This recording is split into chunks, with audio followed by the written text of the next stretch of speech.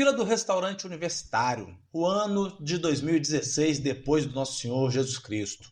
Pedro acaba de voltar do intercâmbio e ainda somos alunos da graduação. Bem na minha frente está uma amiga, que a gente vai chamar, Rodrigo, pelo nome fictício de Camila. E essa Camila está... É um bom nome fictício. Eis que Camila vem passando com sua bandeja bege no balcão onde a gente serve nossa comida, né? E passa em frente àquele magnífico ensopado de carne, que é feito, sabe-se Deus de qual carne, mas que é magnífico, é maravilhoso, do RU. Não pergunte.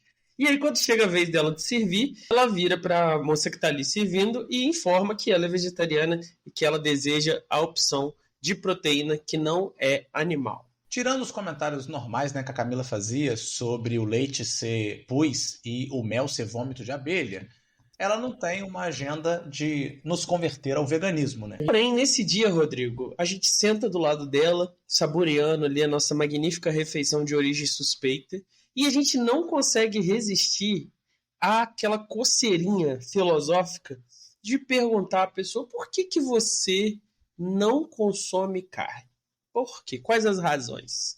Eis então que ela responde, né, que ela não come carne, não come nada de origem animal, tendo em vista, né, que os animais são tratados de uma maneira muito ruim, então isso deslegitima a gente comê-los. Aí ela fala dessas grandes fazendas industriais, onde os bezerros e as galinhas e os porcos são tratados como meras mercadorias. Então, nessas fazendas eles são engordados o mais rápido possível, tendo em vista, né, que quanto mais rápido eles conseguirem engordar e forem vendidos, maior o lucro.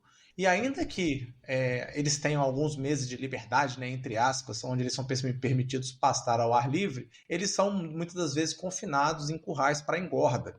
Então, esses animais ficam amontoados num ambiente extremamente insalubre e tem que conviver com os próprios excrementos, ficam naquela sujeirada terrível, principalmente em fazenda pequena, né? Como é que isso aí acontece muito. E aí, nesse momento que eles são encarcerados para engorda, eles começam a comer uma ração de origem animal. E como essas vacas não são carnívoras e o sistema digestivo delas não é preparado para absorver esse tipo de nutriente, elas começam a sofrer problemas digestivos sérios. Se você conhece alguém que tem algum tipo de intolerância ou que tem algum tipo de fraqueza, assim, que a pessoa não consegue comer certas coisas, você já viu como é. Pode ser doloroso, pode ser desastroso, assim, pode dar um piriri, alguma coisa.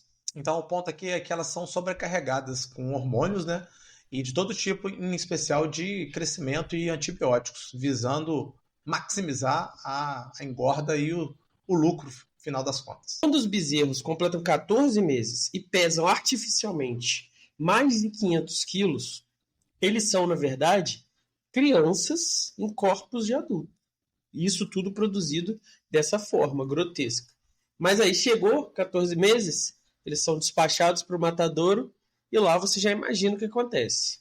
Durante a viagem eles são privados de água e comida, e ao chegar ao destino, cada bezerro é levado para uma caixa de atordoamento. Essa caixa, sem ter muita noção do que está acontecendo, os trabalhadores colocam uma pistola na cabeça do bezerro e, através desse disparo, numa pistola normal, eles entram ali um ferro que mata eles e causa uma morte direta ali neles. Então... Você já viu o It? Você já viu o It, Rodrigo? O novo ou velho? No It tem isso.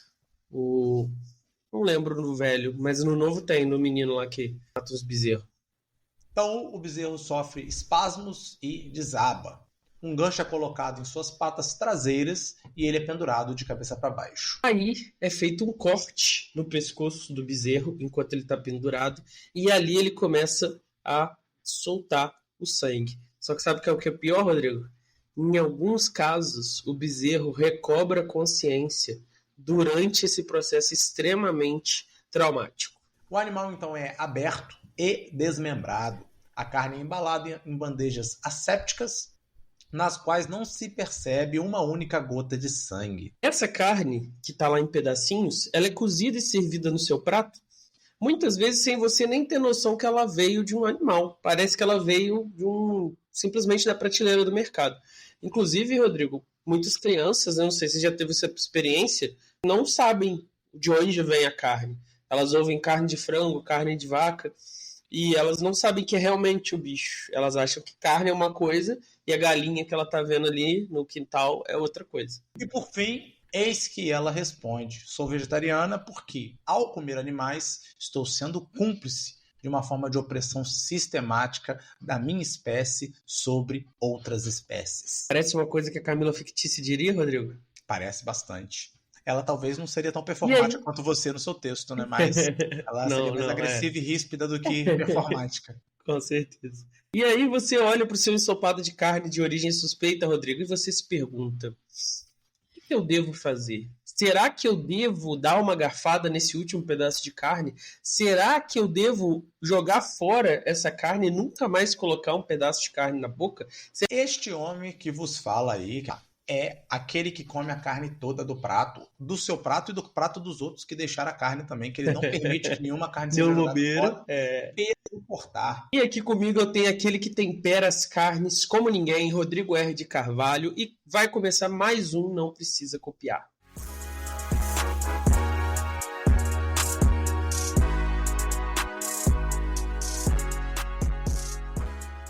A opção vegetariana, embora esteja extremamente popular hoje em dia, inclusive a gente tem várias alternativas, né? Aquele bife do futuro, ela não é novidade.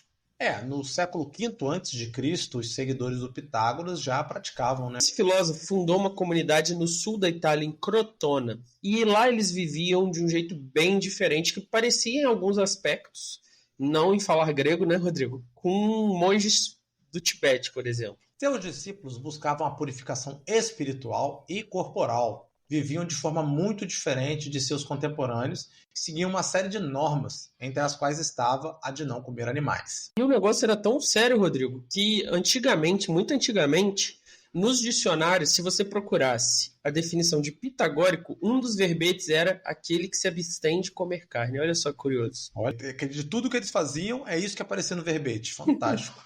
Eles afogavam pessoas que descobrissem a raiz de 2, então é uma coisa a se considerar. É verdade. O poeta romano Ovídio registra em suas Metamorfoses um discurso de Pitágoras contra o sacrifício de animais e o consumo de carne, no qual você pode ler essas palavras. Olha, traduzidas diretamente do latim pelo chat GPT, então não sei se ficou bom ou não. Não pude conferir com o Fábio, porque ele está de férias, então não deu para pedir ele para dar uma olhada.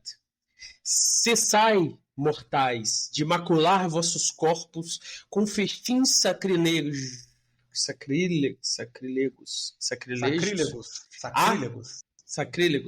Então, de novo.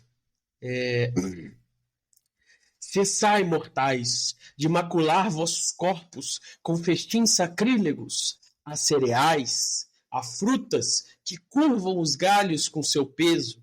A terra oferece alimento ternos e manjares sem matança nem sangue. Alguns também atribuem ao mestre de Crotona as seguintes palavras: enquanto os homens continuarem massacrando seus irmãos animais, reinarão na terra a guerra e o sofrimento. E eles se matarão uns aos outros, pois aquele que semear a dor e a morte não poderá colher alegria nem paz. Caralho. E aí ele completa ainda, Pedro: nunca molhe seu pão no sangue dos animais, nem nas lágrimas de seus semelhantes. Os pitagóricos, eles eram vegetarianos tanto por compaixão, né, que eles viam esses animais como irmãos, mas também por aperfeiçoamento espiritual. Um homem misericordioso e de espírito elevado não pode gerar sofrimento a outro ser vivo se dispõe de outras opções, né, para se alimentar, não tem necessidade imediata de comer, de sacrificá-los. Né? Esse tipo de prática, que envolve uma certa ascese religiosa, existe em vários outros ramos também, né? Não só no pitagorismo. Então, por exemplo, algumas correntes budistas vetam o consumo de carne. E há outras que recomendam o não consumo como maneira de penitência, né? Como os católicos na quaresma e nas sextas-feiras, todas as sextas. Todas as sextas-feiras. Isso no Brasil... Não, né? Não, vou te explicar. Você quer saber? Eu te explico. Claro. No Brasil, não sei se é no Brasil ou se no mundo latino, no todo o catolicismo você não pode comer sexta-feira. Mas os bispos do Brasil, eles fizeram um documento, uma orientação. Eu não sei muito bem, tá, ouvinte? Porque eu não sou especialista no assunto. Eles fizeram uma orientação que você pode comutar essa penitência. Então você pode trocar, se por algum motivo for, essa penitência por caridade. Então você pode, em vez de não comer carne na sexta-feira, fazer uma obra de caridade. É uma boa O Fagner ferramenta tinha para que estar aqui aumentar pra... a caridade, né? Não é? Pois é. Mas, assim, de regra, nenhuma sexta-feira pode comer carne nem a quaresma. Só que olha que curioso, Rodrigo. Eu estava vendo outro dia e eu fui procurar saber e realmente tem fontes que apontam isso. Quando os católicos chegaram aqui nas Américas, eles encontraram vários animais, né, que não existiam na Europa. Concorda comigo? E um desses animais é a capivara.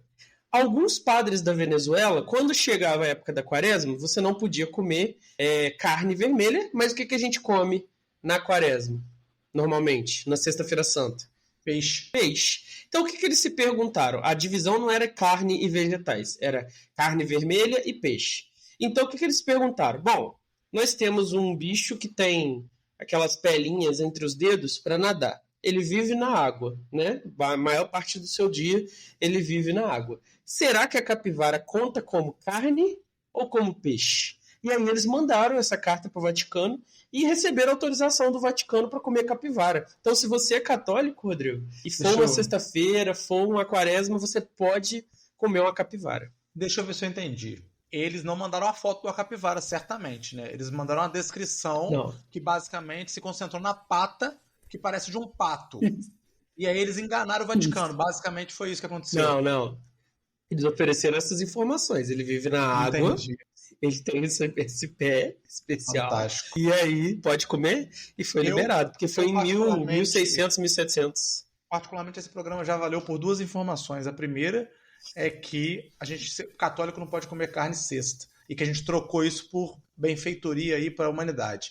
E segundo, que capivara foi tida como peixe.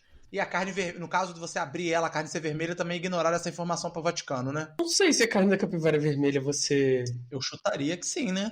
Ela parece foi revisado. Eu tô te trazendo Eu não sei se isso foi revisado com o tempo, conforme as informações circularam melhor. Eu sei que tem fontes que apontam esse consumo de carne, especialmente ali na região da Venezuela, por pessoas católicas. Segue o barco.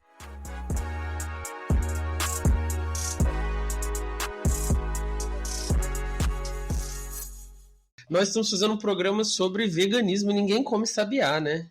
Mas imagina que a Sabiá fosse, na verdade, uma empresa de galetinhos fritos feitos com sabiá e ela quisesse registrar essa marca. Como ela faria, Rodrigo? Eu acho que não deveria nem existir uma marca, né, uma empresa que, sei lá, vai fritar pobre de sabiás. Mas se você quiser registrar essa barbaridade, você contata Você já comeu aquele peixinho pequenininho que lambari. Frita ele, aí você come ele inteiro? Lambarizinho? Claro, é igual lambari. Sabiá é o lambari das aves. Entendi.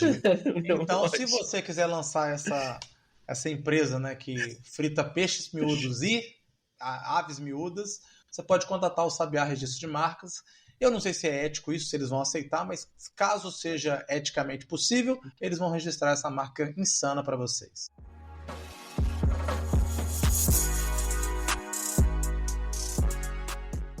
Depois do Pitágoras, e provavelmente, né, Rodrigo, com os escolásticos deve ter tido esse debate, né, se eles debatiam o sexo dos anjos, eles devem ter debatido a legitimidade de comer capivara.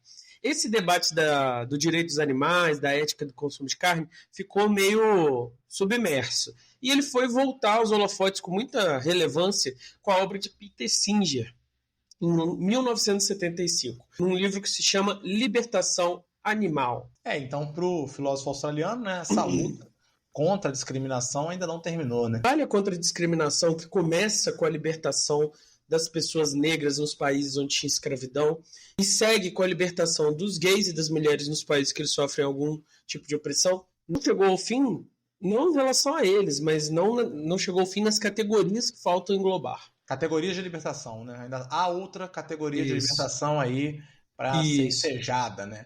Então a gente conseguiu, o que o Pedro está falando, conseguiu se sensibilizar para combater o racismo, para combater a homofobia, para combater o machismo, mas ainda não chegamos no fim do caminho, porque temos um outro combate a ser realizado, que é eliminar de uma forma total o especismo. E o especismo é essa luta de emancipação em relação aos animais. Para explicar o conceito, A gente vai trazer aqui o experimento mental foi proposto por Peter Carruthers em 1952, no seu texto A Questão dos Animais, Teoria da Moral Aplicada. Então, o experimento mental é o quê, Rodrigo? Você pensa uma situação e, através dessa situação, você tenta demonstrar um contra-exemplo ou um exemplo para mostrar que uma ideia faz sentido ou não. Não é um dos argumentos mais precisos, mais fortes, mas ele é muito útil na filosofia. Principalmente pedagógico, né? Para quem faltou às aulas de biologia do ensino médio, tem um conceito importante que é o de incompatibilidade reprodutiva. Esse conceito ele tenta dar um certo significado para aquele caso onde algumas espécies incompatíveis elas conseguem se reproduzir, mas o fruto dessa reprodução não consegue dar continuidade à capacidade de reprodução. Essas espécies incompatíveis, ou elas vão dar origem a uma espécie que não vai ser infértil, ou não vão dar origem a nada, né? Não é possível essa junção, essa reprodutividade. Um exemplo fantástico disso aí é a mula, né? Que é um cruzamento do Com ou sem cavalo, cabeça, Rodrigo? com cabeça nesse caso, a mula sem cabeça. Eu não tenho certeza se ela é um ser infértil. Eu imagino que fertilizar uma mula sem cabeça deve ser algo complicado, mas a mula ela tem essa junção, né, se eu não me engano, da égua com o jumento e do cavalo com a jumenta, se eu não me engano é isso. E ela é infértil, ela não consegue se reproduzir. E uma outra coisa que vocês precisam saber é que mais ou menos 10% dos casais humanos são estéreis. Então, de todas as pessoas que você conhece aí no mundo, 10% são estéreis. O que isso significa? Eles não vão conseguir produzir nenhum tipo de bebê, de nenhuma situação, certo? Mesmo fazendo remédio, mesmo fazendo tratamento, não vão conseguir. Então, vamos supor o seguinte, que se descobrisse que isso se deve, de fato, ao que seria a tentativa de junção de duas espécies humanas totalmente diferentes, os majoritários e os minoritários. Esses seres humanos minoritários, eles são em tudo idênticos aos majoritários. A única coisa que permite a gente descobrir que eles são de outra espécie é o fato de que eles são incompatíveis reprodutivamente. Eles cruzam entre minoritários e majoritários e os casais são estéreis. Fora isso, eles são iguais. Os minoritários eles estão espalhados entre os gêneros, etnias, nações e religiões, não constituindo um grupo, né, homogêneo em si. E a pergunta que o Carruthers joga é a seguinte: nessas circunstâncias, seria correto que a espécie majoritária privasse a espécie minoritária dos seus direitos humanos só e unicamente porque ela pertence a outra espécie? Então a gente está falando aqui de quais direitos? Direito de ir e vir, direito à vida, ou mesmo, se a gente quiser ir mais longe, direito de pegar e criar esses minoritários para o consumo de carne, para praticar canibalismo. Ou então para a gente usar e extrair os órgãos dele, como naquele filme Repo Man, ou na Ilha. Uhum. Esse cenário, Rodrigo, de você criar uma espécie inteira de seres para extrair os órgãos dele, parece nefasto, terrível, uma coisa horrorosa. E por quê? Porque essas pessoas sofrem, né? Essas pessoas vão sentir medo, vão sentir tristeza.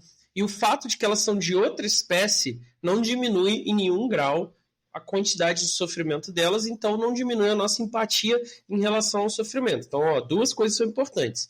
A gente não pode criar elas para extrair os órgãos ou consumir a carne ou qualquer outra coisa, porque elas sofrem. E, como elas são de outra espécie, isso não afeta a nossa percepção de que o sofrimento delas invalida esse propósito. O especismo é uma forma de discriminação baseada na espécie, onde o valor moral de um ser é determinado unicamente pela sua espécie, pelas essas características, né, no caso aqui dos majoritários, né, e dos minoritários. O especismo se manifesta na ideia de que os seres humanos têm um valor moral diferenciado, especial, e por causa disso a gente está mais do que justificado de tratar os seres humanos diferente em relação às outras espécies. Por exemplo, como a gente usar para alimentação, experimentação ou entretenimento, sem levar em conta as capacidades de sofrimento e suas necessidades. Né? Para poder tirar o especismo da equação, tirar essa excepcionalidade de tratamento do ser humano da equação, o Peter Singer vai apelar ao utilitarismo. E qual que é a máxima do utilitarismo? Evitar a dor e usufruir do prazer. Para o maior número de pessoas possível. Só que aí pessoas é a palavra-chave. A gente pode mudar de pessoas para agentes de sofrimento. Mas a pergunta é a seguinte: onde que a gente vai traçar e como que a gente vai traçar essa linha de interesse, essa linha utilitarista? Vai ser na razão que vai determinar isso? Vai ser na linguagem? Mas olha só que problema. Um cavalo e um cachorro adulto é sem comparação muito mais racional e comunicativo do que um bebê de um dia, de uma semana e até mesmo de um mês de idade. Realmente, quando eu sair daqui dessa gravação, eu vou falar com o Chu, vamos passear, e ele já vai pular todo de feliz, porque ele sabe que ele vai dar uma voltinha na rua. Mas imagina, Rodrigo, que não fosse o caso, que o bebê fosse muito mais racional do que o cavalo. Essa é a questão mesmo que diz respeito ao que a gente está olhando aqui. A pergunta é se eles conseguem raciocinar, se eles conseguem falar. Não é essa a pergunta. A pergunta é, eles conseguem sofrer? O que está acontecendo com esses bichos criados assim? É sofrimento igual uma criança sofreria, você sofreria, um cachorro sofreria? É o mesmo sofrimento? A questão não é se eles sabem 2 mais 2 igual a 4. Então, o ponto aqui é que dor é dor, independente da espécie, de qual espécie experimenta essa dor, né? Então, animais humanos e não humanos compartilham a mesma capacidade de sofrer e sentir dor. Esse que é o ponto, né? Isso. E ignorar essa consequência, Rodrigo, é agir da mesma forma do Ku Klux Klan. Porque você está excluindo um grupo da sociedade só porque eles fazem parte de uma outra espécie, no caso dos animais e do direito deles, ou no caso da etnia deles, que é o caso do racismo nos Estados Unidos. Essa infame organização racista americana torturava, linchava, mutilava e queimava e enforcava seres humanos. O racista ou machista acredita que quem não pertence à sua etnia ou ao seu gênero não é um ser humano no mesmo nível que ele é um ser humano ou não é um ser humano em geral. E aí o que eles aplicam? Eles aplicam uma excepcionalidade moral a eles e excluem as outras pessoas dessa excepcionalidade. Por consequência, o que eles excluem? Esses direitos humanos fundamentais. Então, sim, eles poderiam matar, mutilar, linchar, negar os direitos de prisão corretos, torturar, porque não são seres humanos como eles. É esse raciocínio que a gente quer seguir? Não. Alguns justificam a discriminação dos animais pelo fato de que eles não são capazes de raciocinar como nós. Então, também vai seguir essa mesma lógica para falar por que a gente pode torturar, matar e fazer tudo que a gente faz com os animais. A gente viu também, pelo nosso exemplo do bebê, que tem seres humanos que não são capazes de raciocinar e a gente não faz esses seres humanos sofrerem de propósito. Né? Você pode até fazer eles sofrerem sem querer, mas de propósito, se alguém fizer, a gente vai achar ruim, vai achar estranho. Ninguém com o mínimo de consciência moral engordaria um bebê numa gaiola, sacrificaria e comeria, com a justificativa de que ele não é capaz de atividades intelectuais superiores. É também difícil, Rodrigo, que as pessoas topem a gente pegar todo mundo que está em coma e testar cosméticos nessas pessoas, porque como elas estão em coma, elas não são capazes de atividades comunicativas e racionais superiores. Não parece prudente isso, né? Razoável. E o fato de a gente fazer isso com animais não humanos revela que ainda preservamos um preconceito. Porque é bem conveniente, né, para o nosso grupo dominante a gente poder fazer tudo que a gente faz com os animais. E é aqui que o Peter Singer traça que a gente não tem um argumento sólido para justificar essa preferência que nós temos entre os outros seres e os seres que pertencem à espécie Homo sapiens sapiens. A vasta maioria dos cientistas reconhece, né, que os animais não humanos, consumidos por muito humanos, são sencientes, ou seja, são capazes de sentir dores e de sofrer. Comprar e consumir carne, você está não matando diretamente o bicho, mas gerando uma demanda comercial para produtos de origem animal. E gerando essa demanda, consequentemente, a demanda vai ser atendida pela oferta. Então vão matar e vão criar e vão torturar mais animais para atender a sua demanda. Em oposição, né, ao se abster de consumir produtos de origem animal, você reduz a oferta e assim o número de animais não humanos submetidos ao processo de produção de carne e a todo esse sofrimento que está envolvido nisso. A partir dessa argumentação, o Singer chega na conclusão de que numa sociedade moralmente desenvolvida que não decaiu para o especismo, que é um tipo de preconceito no mesmo nível do racismo e da homofobia ou do xenofobia, os animais devem ter direitos humanos básicos preservados. Você pode até continuar comendo carne depois disso aqui, né? Mas você tem que reconhecer que não tem como justificar moralmente isso. Tem uma situação no livro que eu baseei esse roteiro, Rodrigo, de um cantor chamado Joaquim Sabina. E ele era um grande fã de touradas, aquelas touradas espanholas, sabe? Que você fura o touro, tortura, uma coisa horrorosa. E ele, consciente de que não tinha justificação moral para aquilo, ele dizia que ele nunca discutia com pessoas anti-touradas. Sabe por quê, Rodrigo? Porque elas tinham razão. Porque elas estavam certas. Não faz sentido se discutir com alguém que tem razão. Fantástico.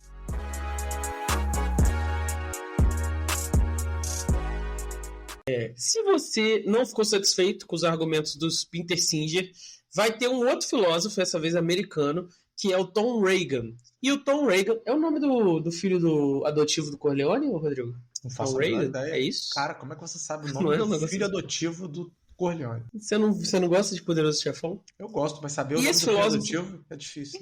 Ah, é Que Tom, isso, é cara? O cara é um verdade, é Tom. personagem. É verdade, Não é é? verdade. Olha É aí. Tom, agora se é Reagan, Eu não sei se é Reagan. É. Ele defendeu que também não deveríamos comer carne, mas por um motivo diferente. Agora eu não prestei atenção em nada e fiquei aqui só pensando no Tom Reagan, querendo pesquisar se o nome dele é esse. Vamos em frente. No entanto, embora o Reagan tenha sido uma das pessoas que mais lutou, né, nos tribunais para garantir direitos fundamentais aos animais, houve um tempo em que não apenas comia carne, mas também vendia carne. Como ele mesmo confessou, durante pelo menos metade da sua vida ele não teve consciência animal, que é a consciência desses direitos que os animais deveriam ter. Assim como muito de nós, né? E exceto pelos pets, né, pelos animais que a gente compartilha na nossa vida, os outros animais, os animais de consumo, eles são só produtos, né, mercadorias, muito parecidos com blocos de madeira que a gente usa ali na lareira. Exatamente. E isso é tão patente que a gente vê, por exemplo, que o trabalho do açougueiro, para a maioria esmagadora das pessoas, não é mais polêmico do que o trabalho do carpinteiro. Então, a minha irmã é arquiteta, aí ela vai lá numa loja de móveis planejados que o cara corta as madeiras e expõe lá os móveis. Ele faz isso à luz do dia, e se você descer aqui na rua, você vai no açougue, e o que tem lá no açougue? Um monte de pedaços de carne pendurado.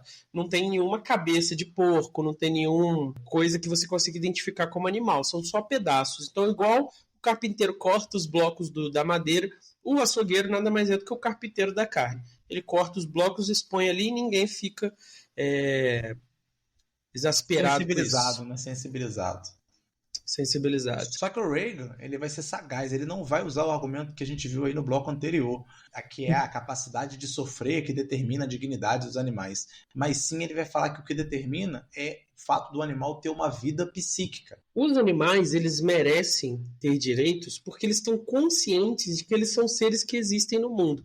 Eles podem não ter a mesma capacidade de raciocínio elaborado que você, mas eles experimentam prazer diante de algumas coisas e dor diante de outras coisas. Isso demonstra que existe um nível de consciência.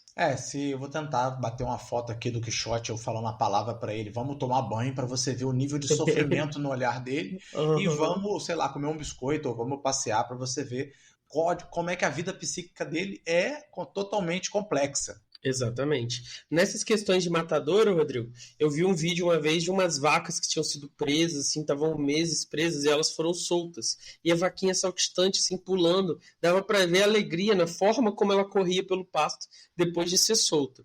E do outro lado da moeda, a gente falou da pistola lá, que você joga um negócio de ferro dentro da cabeça do bicho.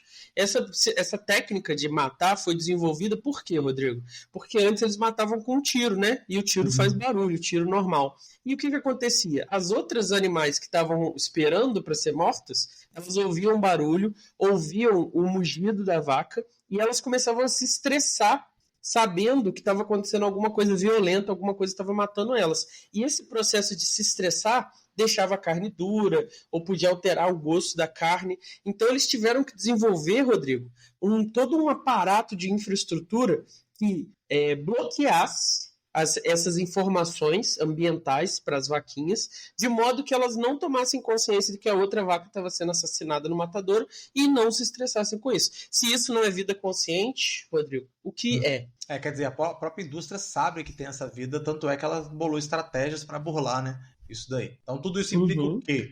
Que apesar da gente tratar e da indústria tratar como objetos, eles não são, né? Eles são outra coisa.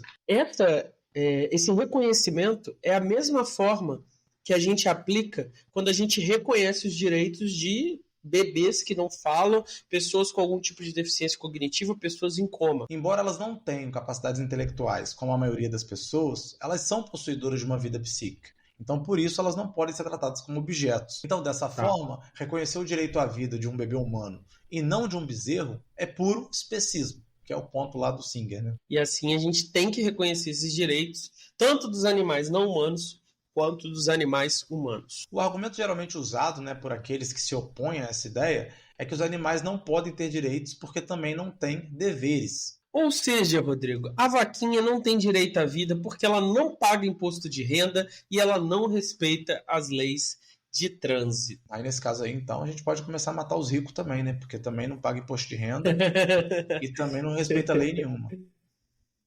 Realmente a gente tem vários cenários aí de pessoas cometendo evasão fiscal e usando Lamborghinis para matar pessoas. Então, então a gente poderia... é um caso a se pensar. Essa galera desse contra-argumento, né, poderia matar pessoas, e a gente não, né, Rodrigo? Claro que não. O Reagan acredita que essa objeção não é válida, porque as nossas leis protegem os seres humanos que também não têm responsabilidade, como as crianças. Mas não só as crianças, Rodrigo. Por exemplo, existe uma lei do vilipêndio de cadáveres. Sabe o que é isso, Rodrigo? Acho que eu sei. Aquilo que você não pode profanar um cadáver? Exatamente. Então, um cara que está morto, você não pode ir lá abrir o corpo dele, pegar os órgãos. Então, um ser humano morto. E o animal que está vivo está lá reagindo ao ambiente, está reconhecendo medo, desejo, alegria. Ele não tem direito, mas o cadáver tem. Qual é a lógica? Isso prova, né, que para desfrutar de direitos fundamentais não tem nada a ver com o fato de você ter deveres ou praticar deveres, né? Exatamente. Ter direito, gente, o que é um direito? É uma boa questão que eu vou entrar. Eu estou fazendo um episódio sobre umas éticas menores, que não são as 3 grandes que vocês já estudaram com a gente. O que é um direito? O direito é um escudo. Ninguém tem direito de fazer alguma coisa sobre os outros. Os direitos fundamentais são proteções que você tem em relação aos outros. Então, por exemplo, eu e o Rodrigo queremos casar. A gente decidiu assumir um relacionamento homoafetivo. Esse direito ao casamento gay, ele é um impedimento aos homofóbicos de me impedirem de casar. Eu não sou obrigado a casar. A gente pode ser um casal gay que nunca case. Não pode, Rodrigo? Pode. A gente pode ser um casal gay poliamoroso. A gente pode ser várias coisas. Ninguém é obrigado a casar porque o direito do casamento gay existe. Quem é obrigado a fazer alguma coisa?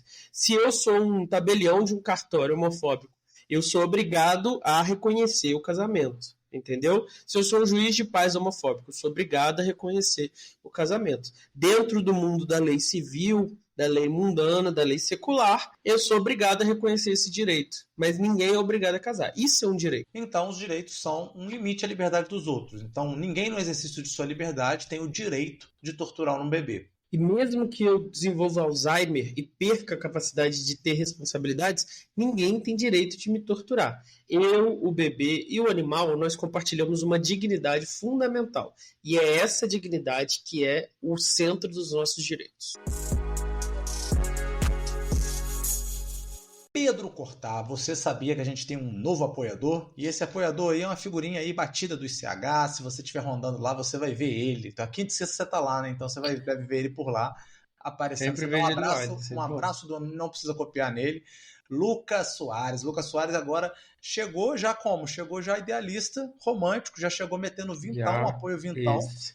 Então fica aí, salve pro Lucas. O Lucas é um dos desenvolvedores, Rodrigo, do romantismo pragmático. Então faz todo sentido ele apoiar romanticamente. O que seria o romantismo pragmático? Você ter toda aquela emoção, né, todo aquele rasgar de seda do romantismo, mas no final do dia ter também a atuação pragmática aí para não ficar só na sofrência. Isso é uma deturpação do romantismo. Não quero mais o apoio do Lucas, se ele for um apoiador desse tipo. Manda se tornar. Se você quer ser como o Lucas, apoiar a gente com um vintão, você vai lá no Catarse e faz a assinatura Idealista Romântica. Se vintão é muito dinheiro para você, faça como o nosso eterno Luan Molose e faça o apoio com cincão honesto, firme. O Lucas, a gente não sabe se o Lucas vai continuar. O Luan, não. O Luan, ele vai até o fim. Então, você pode fazer esse apoio. Já conto com esse dinheiro. Exatamente. A gente já faz dívida aqui no Consignado contando com o Luan. Na hora de fazer o orçamento. Se você tá na merda total, você pode fazer, sabe o quê? Um Pix aleatório, um Pix de R$1,99, um Pix de 3 contos. 5 centavos. 5 centavos. Exatamente. Algumas críticas dentro do próprio utilitarismo afirmam que a aplicação dessas ideias aí do Singer e do Reagan, elas são impraticáveis. Se a gente considerar o sofrimento de todos os seres que existem na natureza, no ambiente, na atmosfera, na água, em todos eles, a lógica do utilitarismo iria exigir da gente uma série de sacrifícios radicais de confortos e tradições humanas, o que seria praticamente impossível de implementar sem você comprometer completamente o bem-estar do ser humano. É lá naquele filme Sete Anos do Tibete, Brad Pitt tá querendo construir, se eu não me engano, um cinema. E aí os caras olham e falam, como é que eu vou cavar e construir o cinema se nessa terra aqui tem um monte de minhocas? Tem que retirar todas as minhocas antes. E ele fica olhando chocado, assim, como é que é? O progresso da obra do cinema vai ter que esperar recolher todas as minhocas. Então é um pouco disso que está sendo questionado aqui, né? O sofrimento animal, ele deve ter o mesmo peso ou não do sofrimento humano? E aí isso gera questões cinemáticas, né, Rodrigo? Mas se você olhar, por exemplo, a exploração de petróleo lá na bacia lá do norte do país, está se colocando ali o meio ambiente e os animais que estão nesse meio ambiente. Mas você tinha questões em usinas hidrelétricas e tudo isso leva em consideração alguns animais, né? Então, por exemplo, eles botam um elevadorzinho para peixe em algumas usinas hidrelétricas. Então, levando em consideração alguns peixes. Mas olha quantos outros animais que você não pode nem sonhar que eles precisam, Rodrigo, que vivem nos rios, vivem nas florestas, vivem nos mares. Então é um negócio, assim, uma escala de complexidade que vai muito além das minhocas do Brad Pitt. Porra, minhocas do Brad Pitt é complicado, né? Mas enfim, embora o Singer fique nessa questão do sofrimento em si, né, sem olhar muito qual espécie que está sofrendo, alguns utilitaristas vão ponderar que o sofrimento humano ele tem consequências muito mais complexas e profundas para a sociedade. Tem o Mill, né, que vai introduzir o conceito da origem do prazer e do sofrimento corpórea e mental e vai explicar a diferença de amplitude. Mas um exemplo disso é que o sofrimento de um indivíduo humano ele pode gerar empatia, coesão social e até movimentos de transformação e mudança que vão beneficiar a sociedade como um todo. Então, alguém que está sendo oprimido, essa pessoa pode fazer um grande gesto de sofrimento e nesse grande gesto ela gerar consequências que vão causar novos benefícios no futuro. Tem aquelas pessoas, né, que botam fogo no próprio corpo para protestar. Seria algo assim. Exatamente.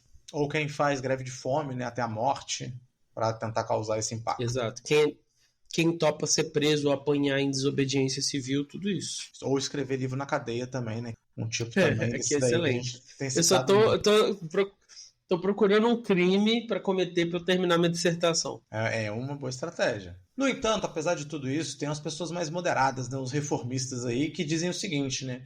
Dependendo das práticas agrícolas, se elas forem sustentáveis, se a criação dos animais, a gente ter uma fazenda de animais felizes, talvez isso possa ser até moralmente aceitável. Pensa comigo, Rodrigo. Na natureza, a predação e o consumo de carne é algo que existe, né? Então faz parte da ordem natural do mundo isso. A predação e o consumo de carne. Então, se os seres humanos são biologicamente onívoros, isso deveria ser levado também em consideração ao determinar nossa moralidade em relação ao consumo de carne. E, de maneira geral, todos os seres estão numa grande rede conectada de presas e predadores, que vai lá das plantinhas até os predadores superiores. Não é como se a natureza fosse um grande estado de natureza do Rousseau, né, Rodrigo? Onde todos os animais se abraçam. O gatinho que estava aqui miando, atrapalhando a gravação, ele pulou pro morro e ele vai aparecer daqui a pouco aí com um lagarto lá embaixo, com um bicho na boca. Então, o mundo lá fora, ouvinte, ele é terrível. Isso então sugere que a produção de carne, ela não é o problema em si. O problema é que nós confinamos, estressamos, prendemos, torturamos. Então, a forma como a gente produz isso, como a indústria trabalha, essa questão dos seres vivos que são consumidos, é aí que está o ponto do problema. E aí o argumento seria que nesses pequenos ecossistemas rurais seria possível desenvolver um manejo desses animais que vai ser mais sustentável e vai manter uma relação mais equilibrada e que seria menos danosa. Então o que esses críticos estão argumentando é que a total abstenção, né, de produtos de origem animal, ela não é necessária. E também ela não é a única maneira que a gente tem de evitar o sofrimento. A última crítica utilitarista que é feita aos utilitaristas que a gente estudou aqui Então é uma, como é que você fala, Rodrigo, sempre? Uma crítica imanente, né? Se é interna aos próprios pressupostos é imanente. Exatamente. É uma crítica das consequências que a remoção da indústria de carne teria nos países menos desenvolvidos. Então, como vocês bem sabem, o PIB brasileiro, por exemplo, é carregado pelo agro. Quem é esse agro? Tem várias produções, mas as grandes são soja e carne. Só que a soja é para quê, Rodrigo? É para alimentar bichos também, por aí, Sim. no mundo. Então, se você removesse isso da equação, o que ia acontecer com a economia brasileira e com a subsistência das famílias brasileiras? Interessante. Vamos matar bicho então, porque é isso aí que tem para hoje. Então, de acordo com o que o Pedro falou, abandonar a criação dos animais em certas regiões poderia gerar desemprego, aumentar a pobreza, o que também deve ser considerado moralmente, né? Exatamente, fome, coisa e tal. E agora, para finalizar, uma crítica que não é utilitarista, uma crítica de fora. Qual que é a palavrinha, Rodrigo? Eu esqueci. É imanente e... Ou tem imanente. Imanente é interna. E a outra é transcendente, né? Transcendente, É que vem de suspeito, fora mas vamos lá. do externo. Um outro crítico que não é utilitarista é o filósofo Karl Corren. E ele vai dizer que o especismo, ou seja, a excepcionalidade humana, que o valor moral do ser humano é especial, que nós usamos, é justificado. Por quê, Rodrigo? Porque só seres humanos são agentes morais. Embora os animais então possam sofrer, eles não têm as mesmas capacidades morais e, portanto, não devem ser tratados da mesma maneira. A ideia aqui é que se não existissem seres humanos, não existiria alguém para reconhecer os males do consumo da carne e do tratamento aos animais. Pensa, por exemplo, Rodrigo, num filme de... Já viu esses filmes de natureza, que você vê uma onça caçando, uma capivara, por exemplo? Você está ali assistindo e você está vendo o filme do ponto de vista da capivara. Você acompanhou ela criando as capivarinhas e, de repente, corta para o narrador falando que a onça está espreitando e você começa a ficar ansioso e vai. A onça come a capivara e você chora. Meu Deus, o que vai ser das capivarinhas? Aí corta para as capivarinhas indo na água, nadando, fugindo.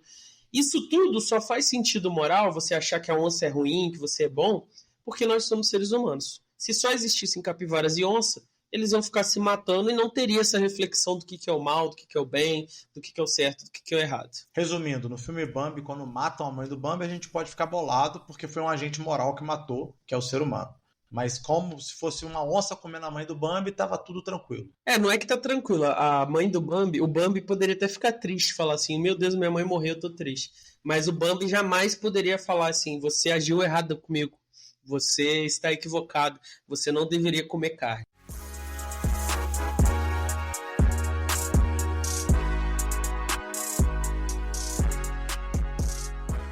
Se René Descartes tivesse lido essas argumentações aí do Singer e do Reagan, acreditaria que os dois estão completamente, profundamente errados. Para o pensador francês, contemplar a possibilidade de criar leis e direitos para animais seria tão absurdo, Rodrigo, quanto você conceder direitos aos aspiradores de pó, aqueles redondinhos que ficam passando no chão. Fred tem um desses, já viu?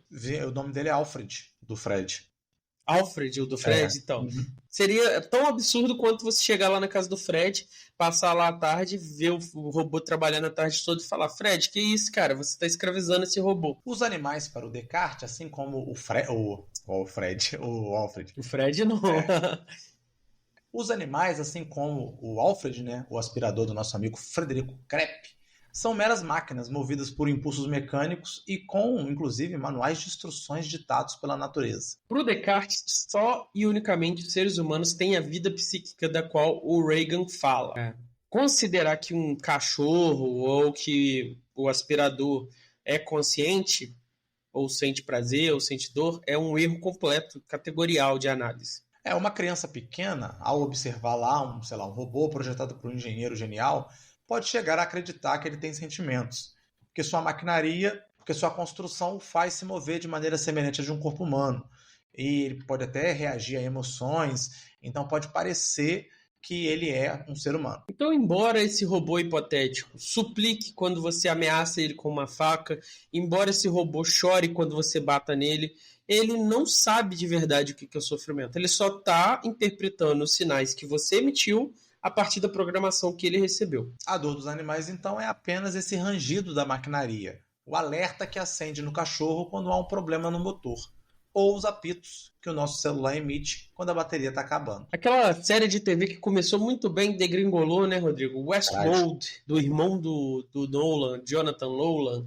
Ela é um excelente exemplo de ideias cartesianas, né, sobre os animais e as máquinas. O Westworld, conta aí para o ouvinte. Além de uma atuação magnífica do Anthony Hopkins, o que é? Falar em atuação magnífica do Anthony Hopkins é pleonasmo, né? Então, se é Anthony Hopkins, é magnífico. Então, no Westworld, ele é um parque temático lá do Velho Oeste, né? Pelo menos a primeira temporada é sobre o Velho Oeste, onde você pode viver esse momento histórico fantástico aí, cheio de magia. Só que os humanoides que estão lá não são pessoas, são androides que eles são convencidos, né, a interpretar papéis, eles não sabem que eles são androides, eles acham que eles são pessoas, e os humanos reais, verdadeiros, eles podem chegar lá e fazer o que bem quiser com esses droids. Eles podem estuprar, eles podem assassinar, eles podem pegar os seus prazeres mais hediondos e praticar lá, porque lá eles não estão praticando com pessoas, eles estão praticando com máquinas. E essas máquinas, ao longo da série, elas agem como pessoas, e a história é contada de um ângulo que você fica confuso sobre quem são anfitriões, que são esses robôs, o nome dos robôs, e quem são os visitantes, que são os seres humanos que estão vindo de fora para viver ali uma aventura ou praticar coisas terríveis. E a ideia aqui toda é que, pelo menos na primeira parte, né, da temporada, né, Rodrigo? Depois tem uma questão que é colocada. É que esses seres não são conscientes. Eles acham que eles amam, eles acham que eles sofrem, eles têm medo, eles têm curiosidade, eles acham que eles têm desejos, vontades, crenças, mas, na verdade, é tudo parte da programação deles. Interessante, né? É uma premissa fantástica, né? E pode assistir lá a primeira temporada, só esquece que ele continua. Vê só a primeira e se satisfaça com isso. Desliga ali. Quando acabar. A primeira funciona como uma minissérie, né? O que mais incrível, graças a Deus, é isso. A primeira temporada funciona como uma minissérie. Né? E se eu, então, qual que é o ponto aqui? Se eu decidir ir lá chutar o meu carro, nem tenho carro, mas se eu quisesse chutar um carro qualquer, não, se fosse o carro de outra pessoa, daria problema. Mas se eu chutar o meu próprio carro, nenhum policial vai me parar, vai me deter e vai alegar que eu não tenho o direito de fazer essa coisa, né? Dar esse chute no carro. Por quê? Porque o carro é minha propriedade e eu posso usá-lo como eu bem quiser, desde que eu não prejudique outras pessoas. O Rodrigo não deveria tratar mal o seu carro por uma questão prática, né? Quanto melhor ele cuidar do carro, mais valor o carro vai ter, melhor o carro vai servir ele, né, ao longo de sua vida, mas nenhuma dessas duas coisas está ligada a uma espécie de dignidade universal que os carros têm e que nós devemos a eles. Então, se eu me dedicasse a quebrar minhas máquinas, poderia estar demonstrando que sou um pouco idiota, de repente, até muito bruto, mas ninguém diria que elas estão em sofrimento, né? E como os animais não têm essa consciência cartesiana, eles também não sabem o que é sofrimento e eles também não têm esses direitos fundamentais. Então é basicamente isso que vai aparecer lá no discurso do método do Descartes, né? Ele vai dizer o seguinte, que não há nenhum ser humano, por mais estúpido que não seja capaz de unir várias palavras e construir um discurso que expresse aquilo que ele pensa, aquilo que ele sente. Por outro lado, não há animal, por mais perfeito que seja, que consiga fazer essa mesma atividade intelectual e mental. E isso não ocorre porque faltam órgãos de capacidade de comunicar nos animais. Existem papagaios e existem outros animais que fazem barulhos que podem soar como palavras ou até serem palavras. Mas mesmo assim, o papagaio não consegue expressar um pensamento seu. Por outro lado, pessoas que nascem surdos e mudos inventam sinais e outras maneiras de se comunicar e de expressar isso que ele sente ou que ele pensa. E isso não prova só que eles têm menos consciência do que os seres humanos, mas que os animais não têm nenhuma consciência.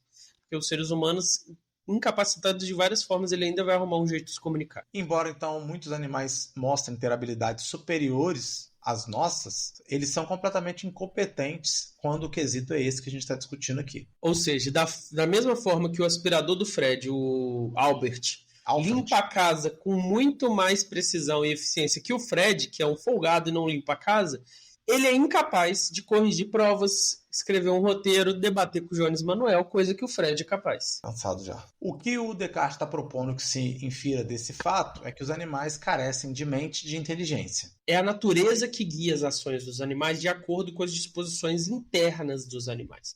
Assim como um relógio mede a hora, não por causa do relógio saber qual hora é, mas por causa das engrenagens que tem dentro dele, os animais se comportam por causa dessas disposições que eles têm. Quem vê a hora no relógio somos nós, e não é o relógio que está te dizendo a hora.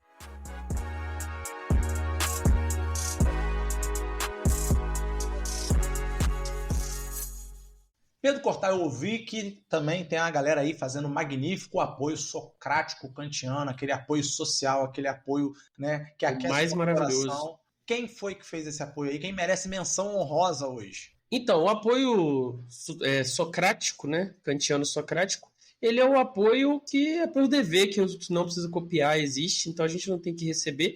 E a gente tem tanto a Elza Maria, com o nome polonês que eu jamais ousaria pronunciar, que está sempre curtindo as publicações, né? E tem também a Maria Vitória Sampaio, que recém seguiu a gente e começou a compartilhar nossas publicações nos stories. Então é um excelente exemplo desse apoio aí, que não envolve o Viu Metal, mas ajuda pra caramba. É isso aí.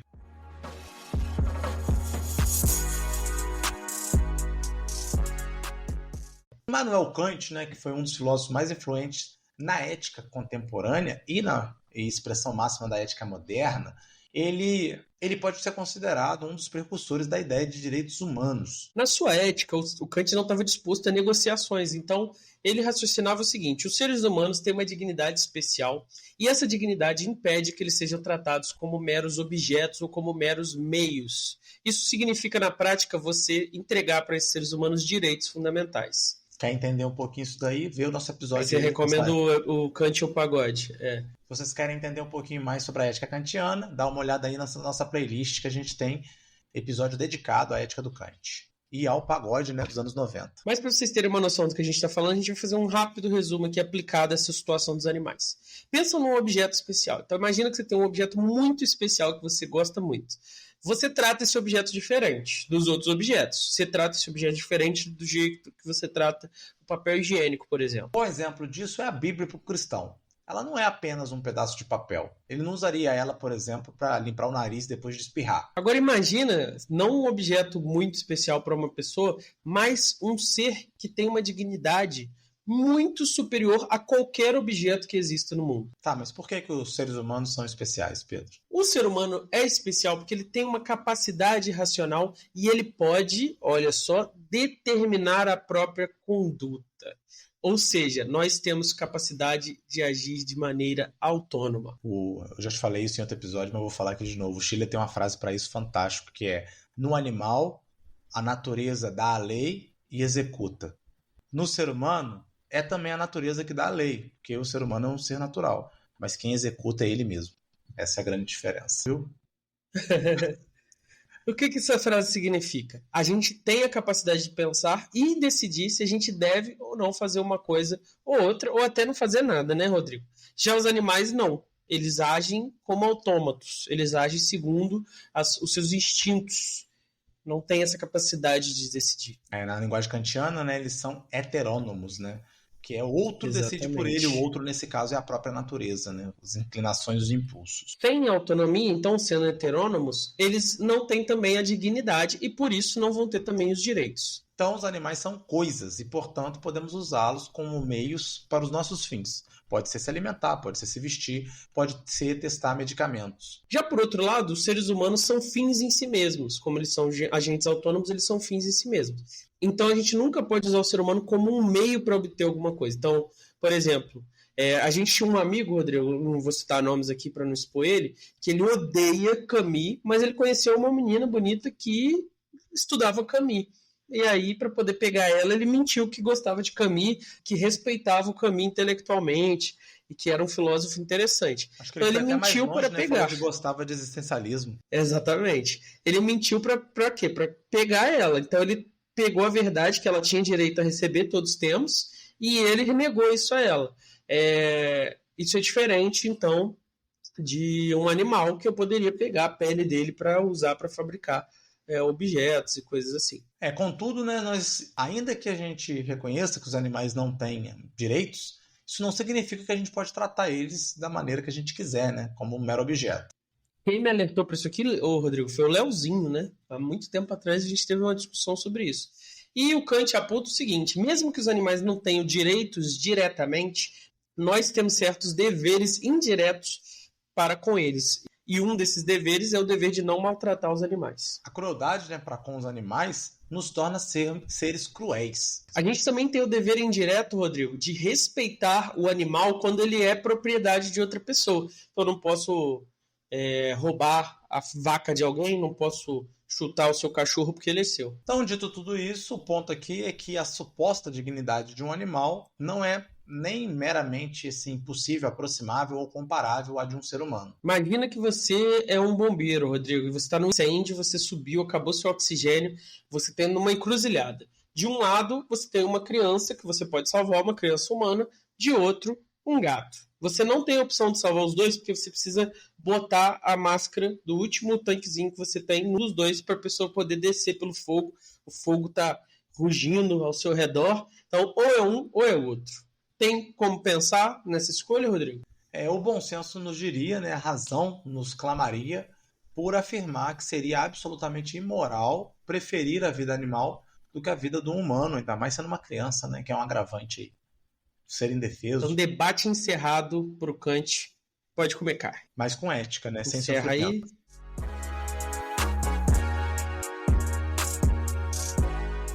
E aí, Rodrigo, algum dos utilitaristas te sensibilizou? Você vai parar de comer carne? Ou você tá com Kant, tá com Descartes e carré com ovo no café da manhã amanhã? Então, não sei se eu tô sensibilizado. Eu fui já sensibilizado pela a nossa amiga fictícia Camila, né? E o máximo que eu consegui chegar foi o fato de não achar que toda refeição minha tem que ter carne. Eu já consegui superar isso de boa. Uhum. Tem refeições que não tem carne, que não tem nenhum problema. Eu amo o vegetariano aqui de Juiz de Fora, ali frente ao Man. Então adoro comer lá. Como lá sem problema nenhum, sem sofrimento. Taiwan, né? Taiwan que chama. Taiwan. Então, assim, eu consegui chegar nesse nível. Mas não consegui chegar no nível moral de achar a imoralidade de comer carne, apesar de eu achar que a indústria manda muito mal, né? Mas não entro numa militância para segurar o que a indústria faz. Então eu sou, o que eu poderia dizer? Eu reconheço que a violência contra os animais ela é real, eu reconheço eles como seres de sofrimento, eu reconheço que a gente não devia tratar desse jeito, mas eu não faço nada para mudar isso. Então é nesse estágio. E no caso de testes com remédios, é outro nível, né? Ou você vai testar na sua mãe, ou você vai testar nos animais, não tem o que fazer. Uhum. Então, ou vai ficar sem remédios, a terceira opção. Exatamente.